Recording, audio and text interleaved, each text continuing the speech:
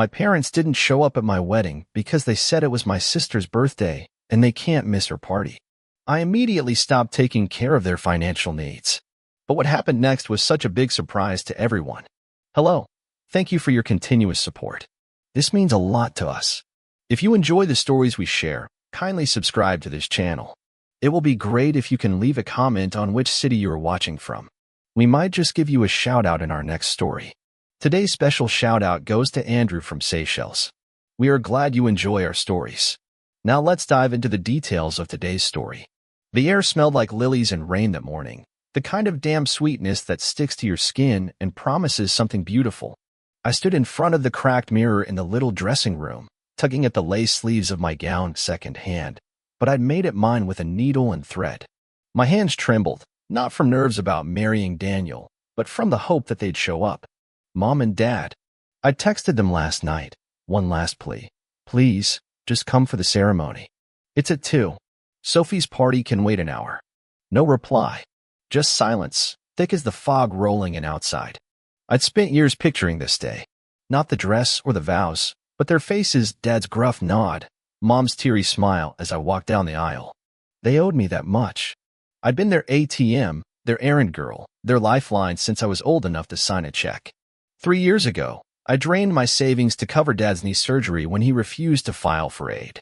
Last summer, I worked double shifts at the diner so Mom could keep her precious garden club membership while the mortgage loomed. All I asked was this one day. 1 hour. For me.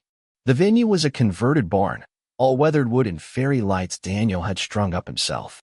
He grinned at me that morning, his tie crooked, hazel eyes bright. You're glowing, Maya, he'd said, and I'd almost believed him. 50 chairs lined the aisle, a modest crowd, his parents, my coworkers, a few cousins who hadn't picked sides yet. I'd saved 2 seats in the front row, right by the arbor where Pastor Jen would bind us together. 2 empty seats with little handwritten cards, reserved for Robert and Linda Pierce. At 1:55, I peeked through the barn doors, my bouquet of daisies wilting in my grip. The gravel lot was half full, cars gleaming wet from the drizzle. No sign of Dad's rusty pickup or Mom's prim sedan. My stomach twisted, but I told myself they were late. They'd skid in, flustered, Mom fussing with her hat, Dad muttering about traffic. They wouldn't miss this. Not after everything. The clock hit 2 o'clock. Daniel squeezed my hand backstage, his calloused fingers steadying me. You ready, love? He whispered. I nodded, throat tight, and the guitar started, some soft melody he'd picked because it reminded him of our first date. I stepped out, the barn doors creaking open, and 50 heads turned. Smiles, claps, a few gasps at the dress I'd stitched late into too many nights. I forced a smile back, my eyes darting to those 2 chairs. Empty. The aisle stretched forever, each step heavier than the last. My heels sank into the wood, a dull thud-thud against the music. Daniel stood under the arbor, beaming, oblivious to the hole carving itself into my chest. I scanned the room again. Maybe they'd slipped in late, sat in the back. Nothing. Just cousins whispering, Aunt Claire dabbing her eyes, and those damned empty seats staring at me like a slap. Halfway down, my phone buzzed in the little pocket I'd sewn into the dress. Stupid, I know, but I'd kept it on vibrate, just in case. I faltered, Daniel's brow furrowing as I fumbled it out with one hand, clutching the daisies with the other. A notification lit the screen. Sophie Pierce posted a photo. My sister. I shouldn't have looked, but I did. There she was, mid-laugh, a sparkler in one hand, a drink in the other. Balloons everywhere, pink and gold, and Mom's arm around her, grinning like it was the proudest day of her life. Dad in the background, slicing a cake, Sophie's cake. The caption, best 25th ever. Family knows how to party. Timestamped 1:58 p.m. The phone slipped, clattering to the floor. Daniel lunged for it, but I waved him off, my vision blurring. They weren't stuck in traffic. They weren't running late. They'd chosen her. Again. Always her. The guitar faltered, then picked back up, and I realized I'd stopped walking. Everyone was staring past her, Jen, Daniel, the whole room holding its breath. I wanted to scream, to hurl the daisies at those empty chairs and watch the petals scatter. Instead, I straightened, locked eyes with Daniel, and finished the walk. The vows were a blur. I do, I said, my voice steady even as my heart splintered. Daniel's I do was warm, solid, and for a second, I could breathe. We kissed, the crowd cheered, and I let myself sink into him, pretending it was enough. But as we turned to face everyone, those chairs mocked me. Empty. Reserved for no one. The reception was louder, laughter, clinking glasses, Daniel twirling me to some old jazz tune. I smiled through it, cutting the cake we'd baked together, dodging questions about mom and dad. They couldn't make it. I lied, over and over, until the words tasted like ash. Around 8 p.m., I slipped outside, the drizzle now a full rain, soaking my dress as I stood under the barn's overhang. Daniel found me there, his jacket over my shoulders, his arms pulling me close. They didn't come, I whispered, the first time I'd said it out loud. He didn't ask who. He knew. Sophie's birthday. That's what they picked. He swore under his breath, soft but sharp. After everything you've done for them? Maya, don't. I cut him off. Don't say it. Because if he did, if he named how wrong it was, I'd break. And I couldn't break. Not yet. We stood there, rain drumming on the roof, his warmth seeping into me. I thought of the checks I'd written, the nights I'd gone hungry so they wouldn't. The way Dad called me the responsible one, like it was a leash, while Sophie got parties and praise for breathing.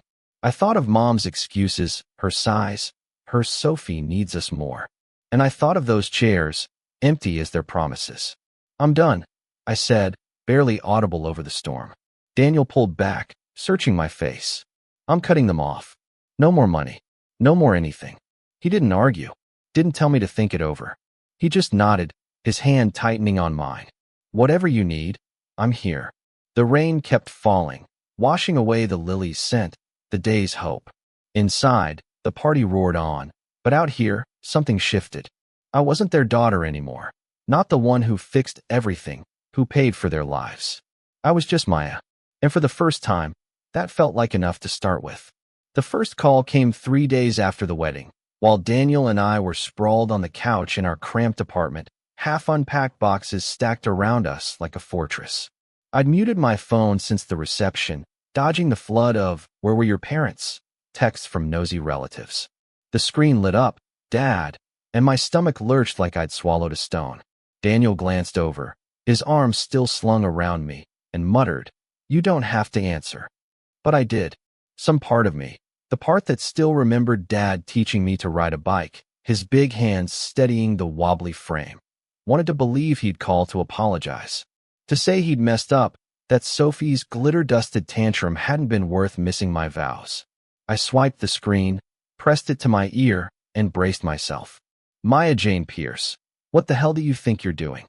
His voice boomed, gravelly and pissed, like I'd dented his truck instead of stopped a bank transfer. No hello, no how's married life. Straight to the attack. I sat up, the couch springs creaking under me. "Good to hear from you too, Dad. How was Sophie's party? Don't you sass me, girl. Your mother's been crying all morning because you canceled the auto pay on the mortgage. You trying to put us on the street." The mortgage. Of course. Not the wedding. Not the empty chairs. Not the way I'd stood there holding daisies and a broken heart. I laughed, sharp, bitter, nothing like the sound I'd made cutting cake with Daniel. "I'm not paying for your house anymore. Or your bills. Or anything. I told you I was done."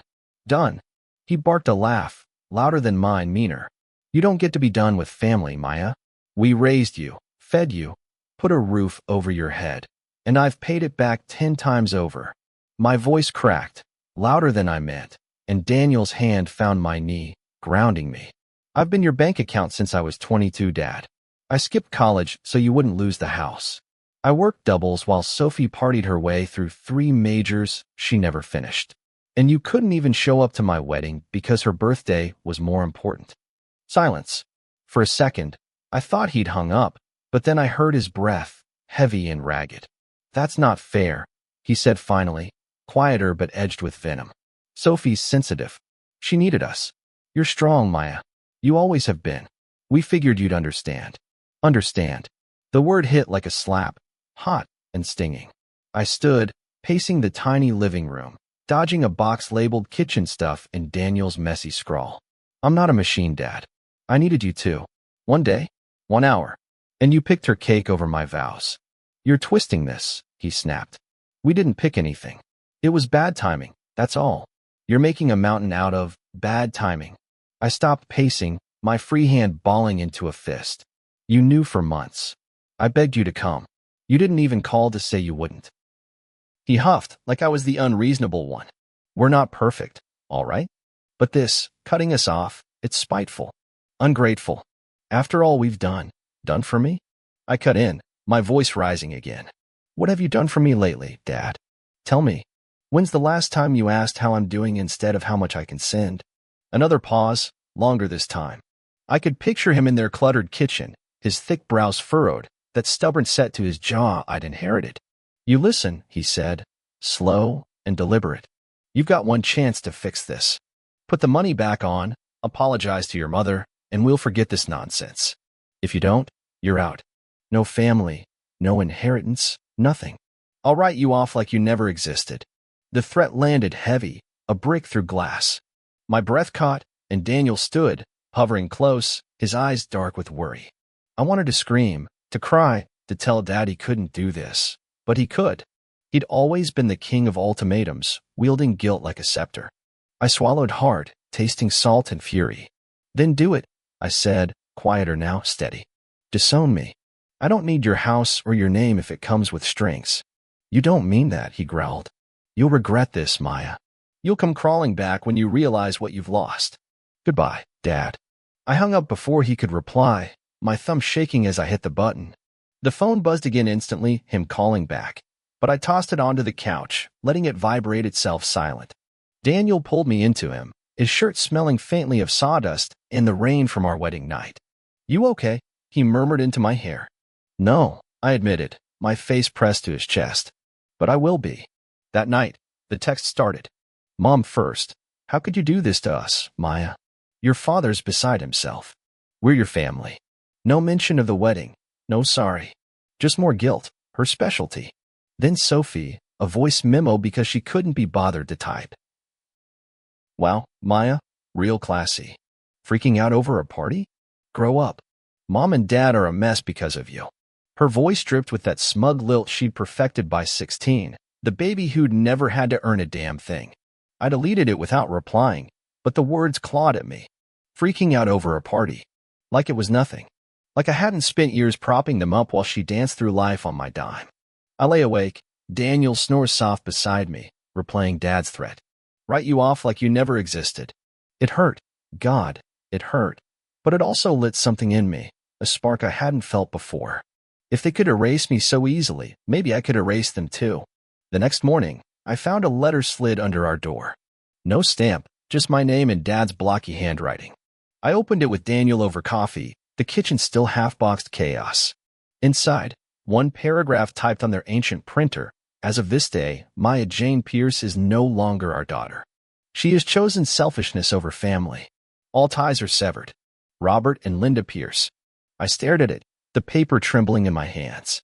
Daniel cursed, loud enough to startle the neighbor's dog barking outside. They're insane, he said, snatching the letter to read it again.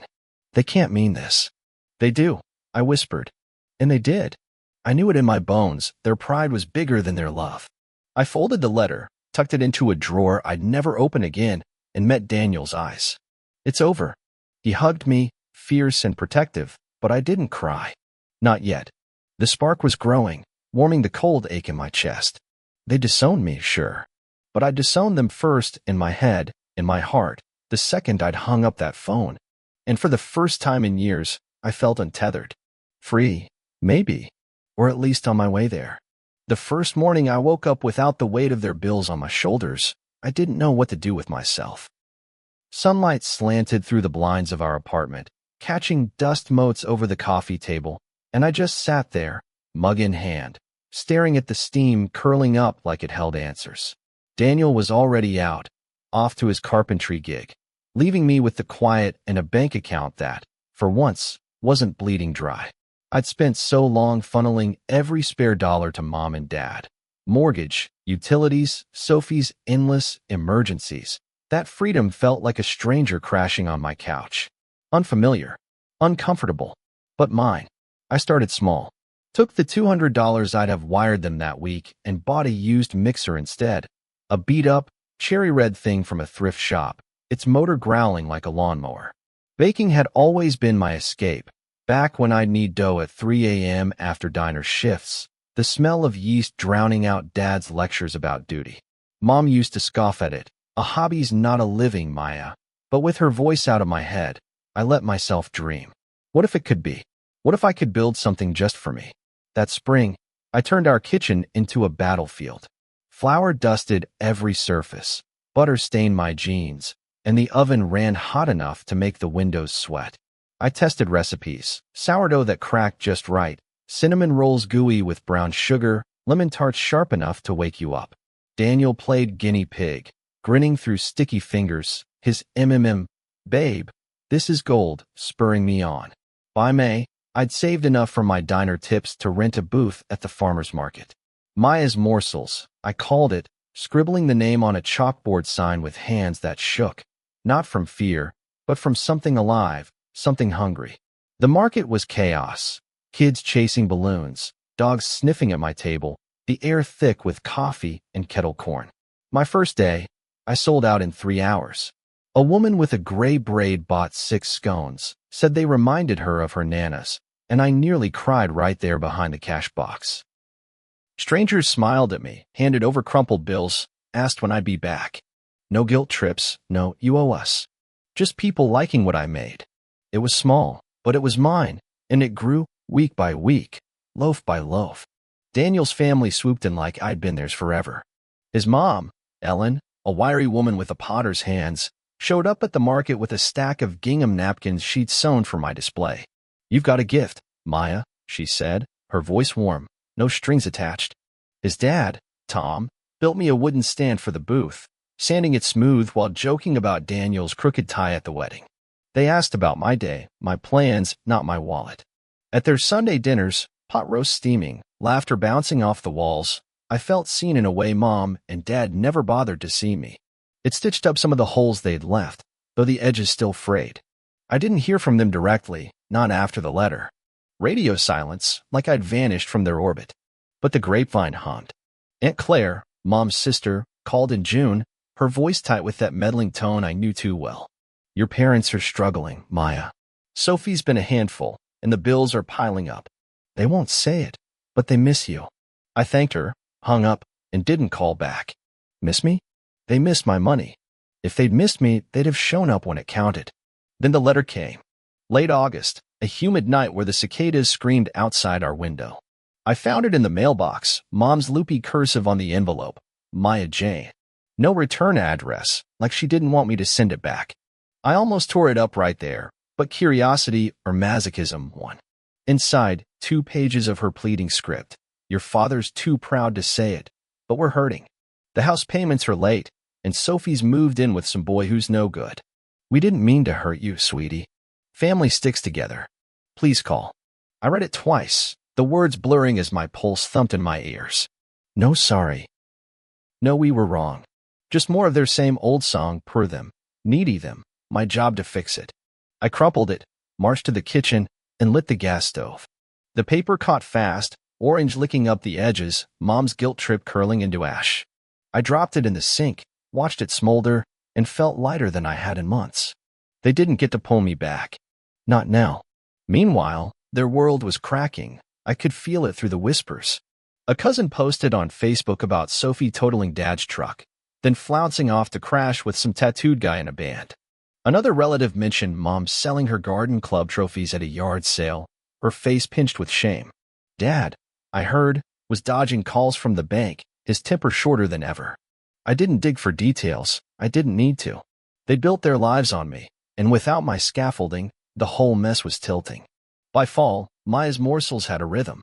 I quit the diner, rented a tiny storefront with peeling paint and a decent oven, and hung a sign Daniel carved himself. Opening day, Ellen brought flowers, Tom fixed a leaky sink, and a line snaked out the door. Locals, market regulars, even Pastor Jen from the wedding. I baked until my arms ached, the air sweet with sugar and possibility. That night, Daniel and I collapsed on the couch, flour in my hair, his hand tracing lazy circles on my back. "You're doing it," he said, voice low, proud. "Your thing, not theirs."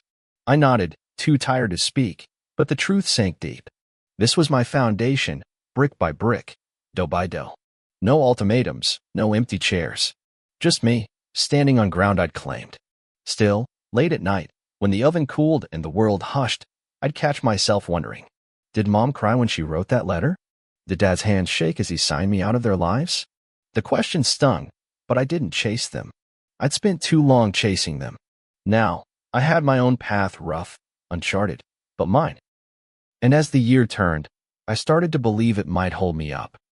3 years after I burned Mom's letter, I stood in the doorway of Maya's Morsels, the real one, not the tiny starter shop with the leaky sink. This place was mine, bought with every scone sold, every late-night batch perfected. The brick facade glowed warm in the October sun, windows framed with flower boxes Ellen had planted with marigolds. Inside, the air hummed with coffee and cinnamon, the counter gleaming under pendant lights Daniel had wired himself.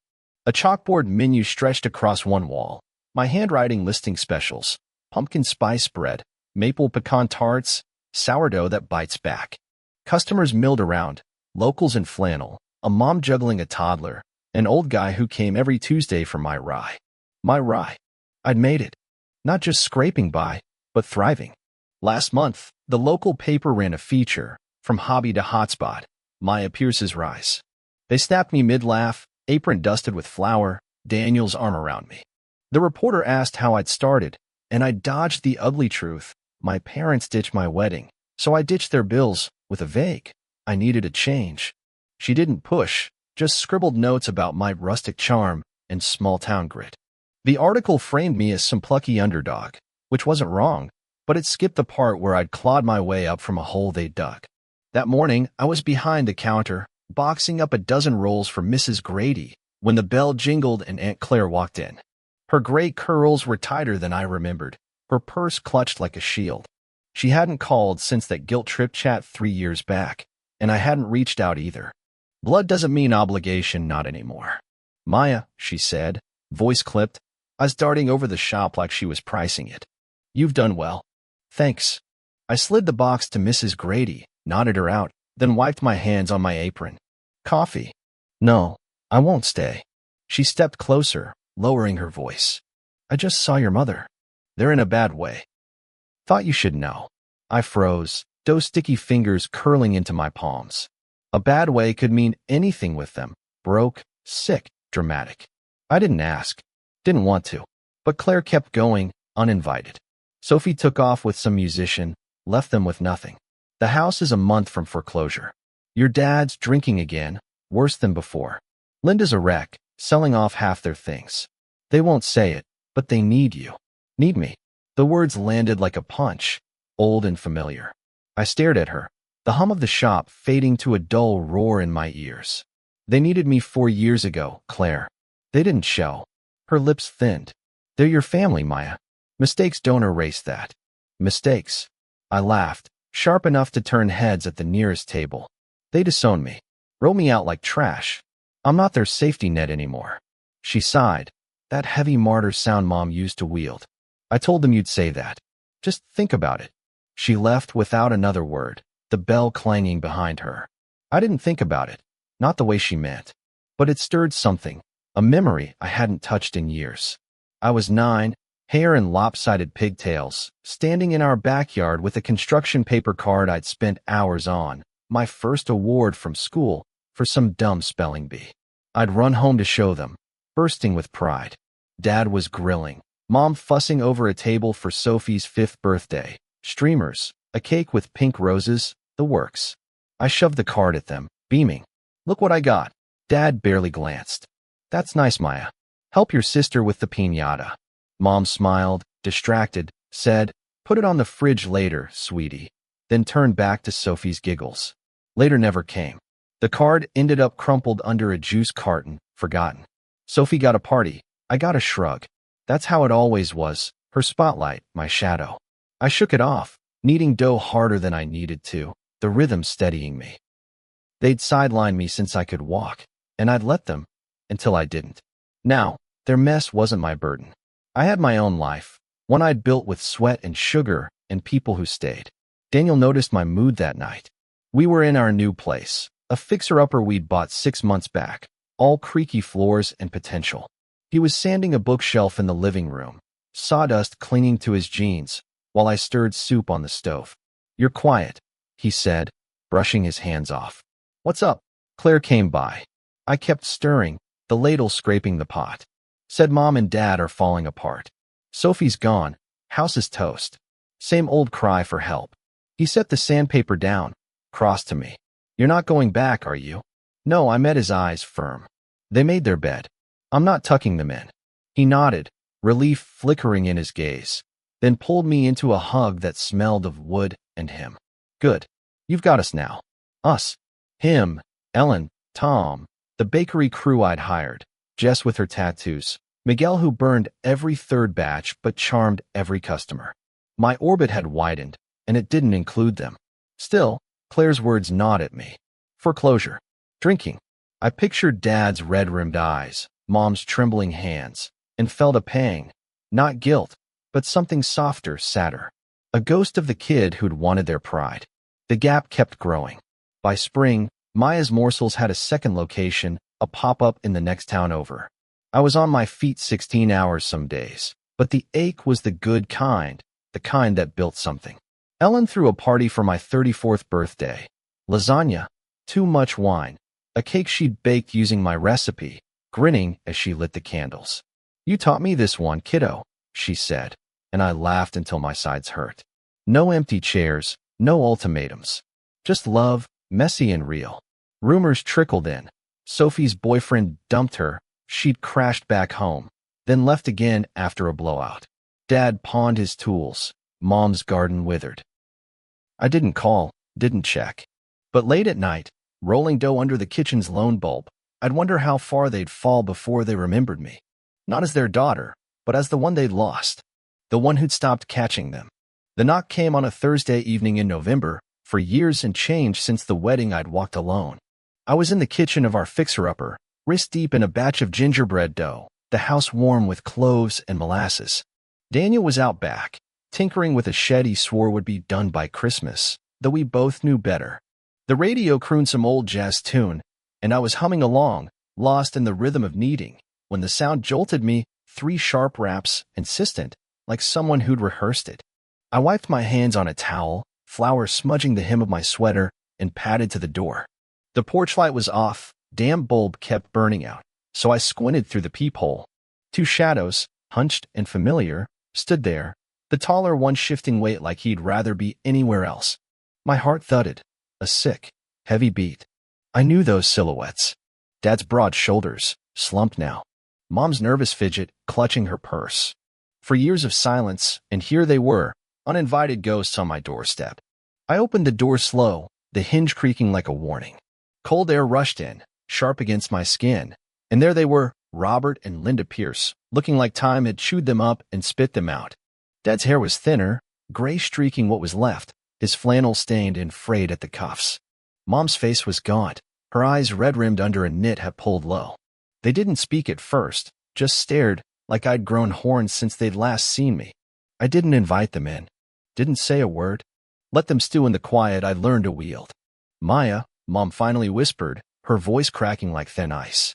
Can we talk?" I crossed my arms, leaning against the frame. "You're here. Talk." Dad cleared his throat, a rough, phlegmy sound. "Let's not do this on the porch, huh? It's freezing." "It's my porch," I said, flat. "You've got 5 minutes." Mom's lip trembled, but Dad's jaw tightened, that old stubborn glint flashing in his eyes. "Fine," he muttered, then softer. "We're in trouble, Maya. Bad trouble. We need your help." I didn't blink, didn't flinch. "What kind of trouble?" Mom jumped in, words tumbling fast. "The house foreclosure notice came last week. We're behind, way behind. Sophie, she took what we had left, ran off with that boy again. Your dad's knee's worse, he can't work. And she choked, tears spilling now. We've got nowhere to go, sweetie. We're begging." Begging. The word hung there, heavy as the dough on my counter. I studied them, Dad's hunched pride, Mom's desperate clutch on her purse, and felt something twist in my gut. Not pity, not yet.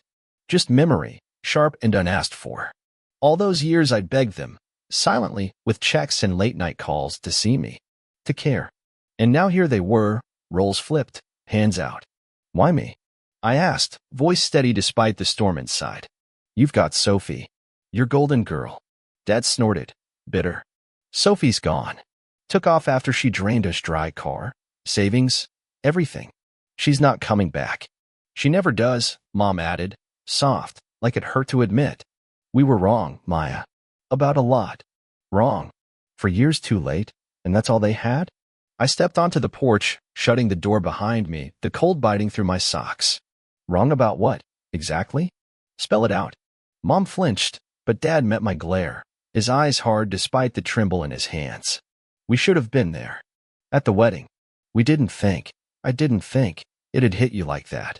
Sophie was a mess that week, crying about turning 25, and we just picked her, I finished, sharp. Like always. You didn't even call, Dad. No text, no sorry. You chose her cake over my day, then disowned me when I wouldn't pay for it. He looked away, jaw working like he was chewing gravel. I was mad, he grunted. You cut us off, Maya. After everything I did, I snapped, stepping closer, my breath fogging in the chill. I paid your mortgage, your doctor bills, Sophie's stupid whims. I gave up college, dreams, my own damn life to keep you afloat. And you couldn't give me 1 hour. You wrote me off, your words, not mine. Mom sobbed, a wet, messy sound. We were wrong, sweetie. So wrong. We miss you. We've missed you every day. Please, we're family.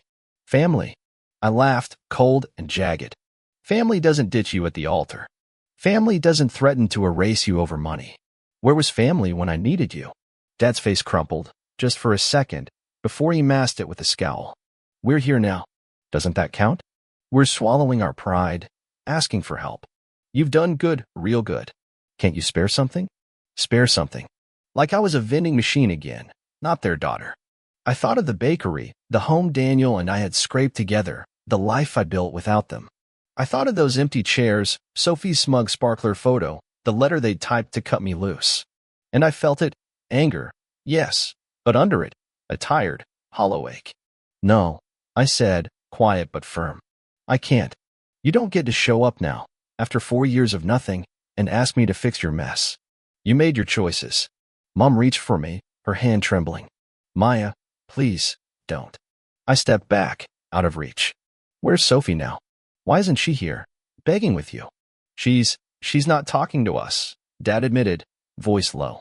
Haven't heard from her in months. So she bailed, and I'm your backup plan.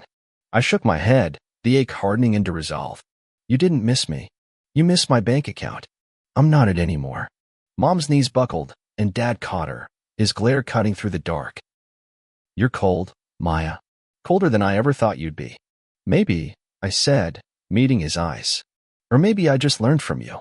The jazz floated faintly through the door, a lifeline to the warmth inside. I turned, hand on the knob, and paused. Why'd you really skip the wedding? Tell me the truth. Mom hiccuped, clinging to Dad. Sophie threatened to leave us, said she'd never speak to us again if we didn't stay. We were scared. Scared. Of losing her, not me. The truth stung, but it fit. I nodded, once, and opened the door. Good luck, I said, not looking back. You'll need it. They didn't call after me. Didn't knock again. I shut the door, locked it, and stood there, the gingerbread scent wrapping around me like a shield. My hands shook, but I didn't cry. Not yet. They'd come begging, and I'd turned them away. The gap was a chasm now, and I'd chosen to stand on my side. The door clicked shut behind me, a soft sound that felt final, like a book slamming closed after the last page. I stood there, back pressed to the wood, the gingerbread's warmth clashing with the cold seeping through my sweater from the porch. Mom's sobs echoed faintly outside, jagged and desperate, punctuated by Dad's low growl probably cursing me, the night, the mess they'd made. My hand shook, flour still caked under my nails, and for a second, I thought they'd knock again. Part of me, the old part, the kid who'd run to them with spelling bee cards, wanted them to. Wanted them to fight for me, not my money. Then Dad's fist hit the door. 3 hard thuds, rattling the frame. Maya, he bellowed, voice thick with booze and fury. You opened this damn door. We're your parents. You don't get to walk away. I flinched, instinct jerking me back, but I didn't turn the knob. His words clawed at me, familiar hooks trying to reel me in. I could picture him out there, red-faced, fists clenched like they'd been when I dared talk back as a teen. Mom's crying spiked, a keening wail. "Robert, stop, please." And I heard her tugging at him, her pleas dissolving into hiccups. My chest tightened, a knot of anger and something softer, something that hurt too much to name. 5 minutes are up. I called through the wood, my voice steadier than I felt. "Go home. Home." Dad laughed, a bitter, barking sound. "Ain't got one. Thanks to you. You think you're better than us now, huh? Big shot with your bakery and your husband, too good for your own blood." I slid down the door, knees to my chest, the floor cold against my socks. His words stung, but they didn't stick, not like they used to. "I'm not better," I said, loud enough to carry. "I'm just done.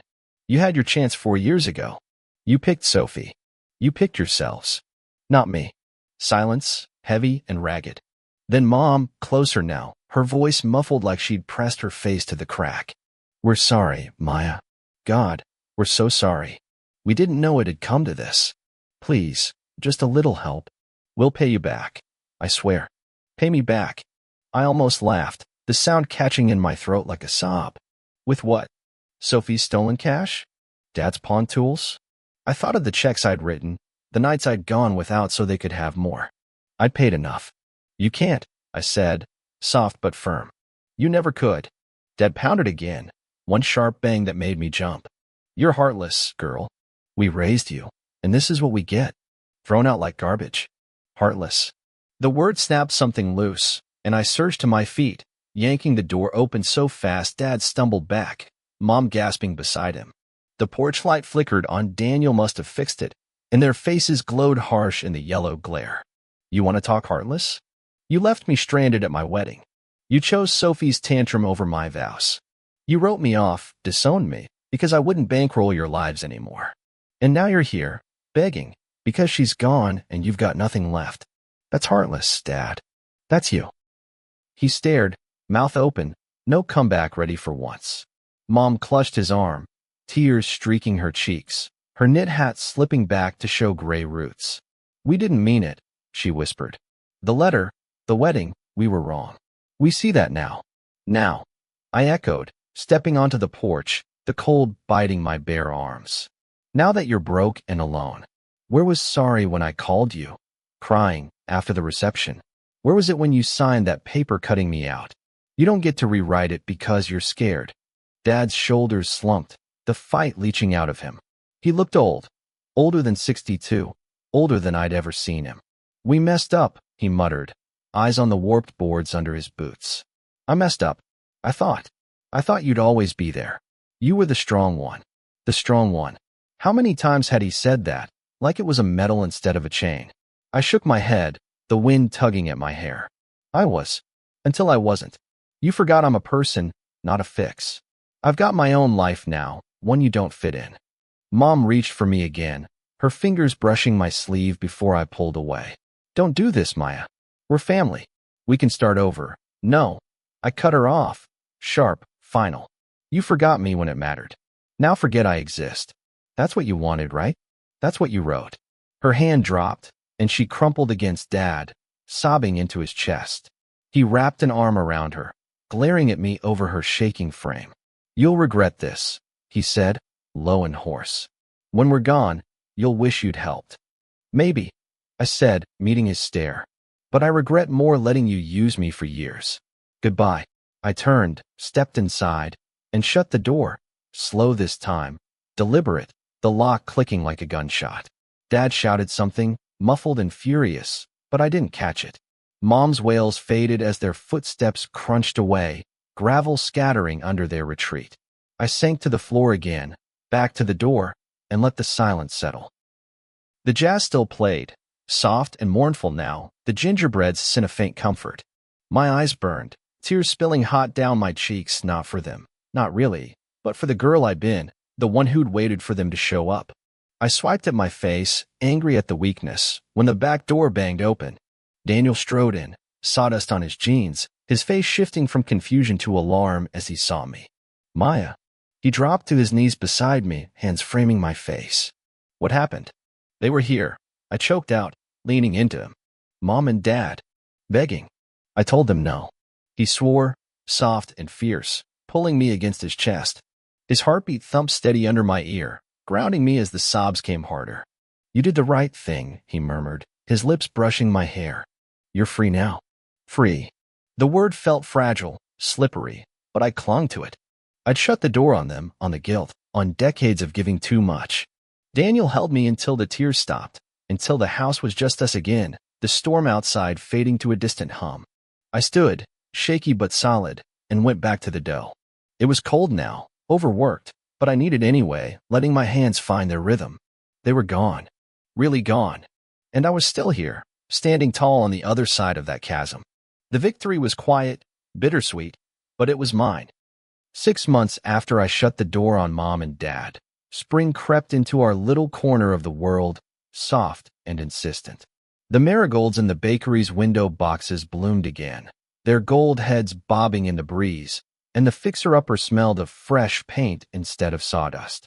I stood in the nursery we'd carved out of the spare room, one hand on my swollen belly, the other smoothing the edge of a crib Daniel had built.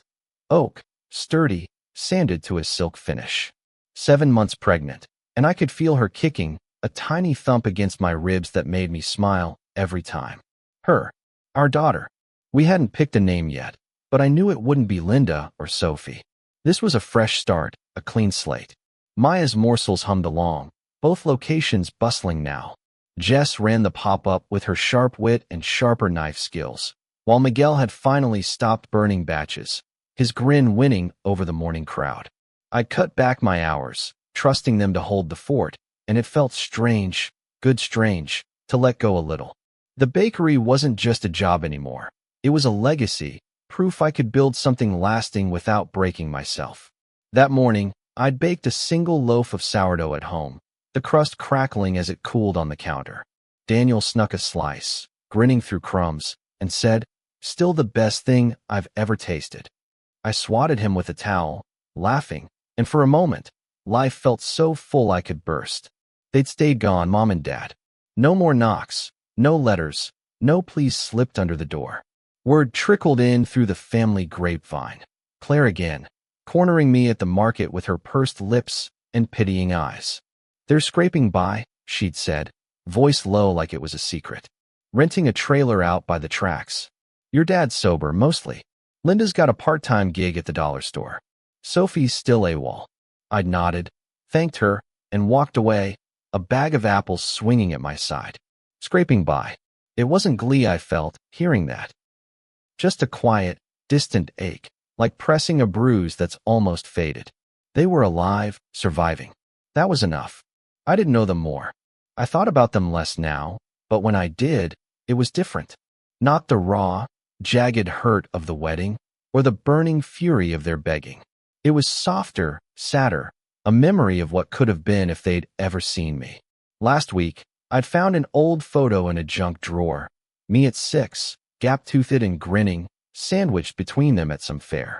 Dad's arm around me, Mom's smile wide and real. I'd stared at it, tracing their younger faces, then drove to the thrift shop and left it on the donation pile. No note, no fuss. Just a quiet goodbye to the family I'd wanted them to be. Ellen threw a baby shower that afternoon, turning their backyard into a riot of pastel streamers and laughter. Tom grilled burgers, smoke curling into the sky, while Ellen fussed over a cake, my lemon tart recipe, tweaked with her own flair. "You're the pro, but I improvised," she winked, and I hugged her, breathing in her clan lavender scent.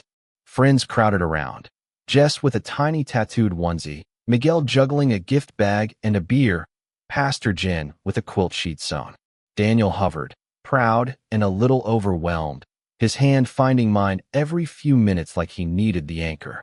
No empty chairs, no absences, just people who'd chosen me, who stayed. Later, as the sun dipped low, I slipped inside to Ellen's kitchen for a breather. The noise faded, leaving me with the hum of the fridge and the weight of my belly. I leaned against the counter, sipping water, when a shadow moved in the hall. Tom, his broad frame filling the doorway. He held a small box, wrapped in brown paper, and cleared his throat, awkward but warm. Meant to give this earlier, he said, handing it over. Ellen kill me if I made a fuss. I tore the paper, curious, and found a wooden sign. Lila's Bakery, carved in his steady hand, the letters painted a soft green. Lila? I asked, brow raised. He shrugged, sheepish. Heard you and Daniel tossing names around. Thought it sounded nice. You don't have to use it, just a thought. My throat tightened, tears prickling fast. Lila. It did sound nice, bright, unburdened.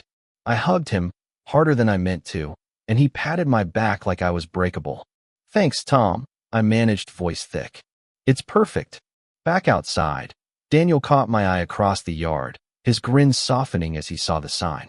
He mouthed, Lila, and I nodded, testing it in my head. Lila Pierce, our girl, free of the baggage I'd carried.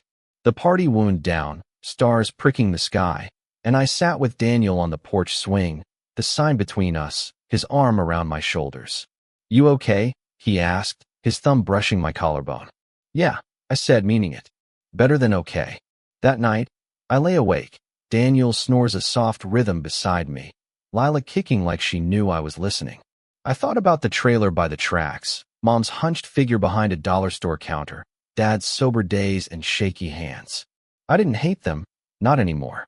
They'd lost me, lost Sophie, lost everything they'd taken for granted, and I couldn't carry that for them. But I could carry this, Daniel's steady love, Ellen and Tom's warmth, the bakery's hum, the life growing inside me. I'd broken the cycle, the one where love came with strings and worth was measured in dollars.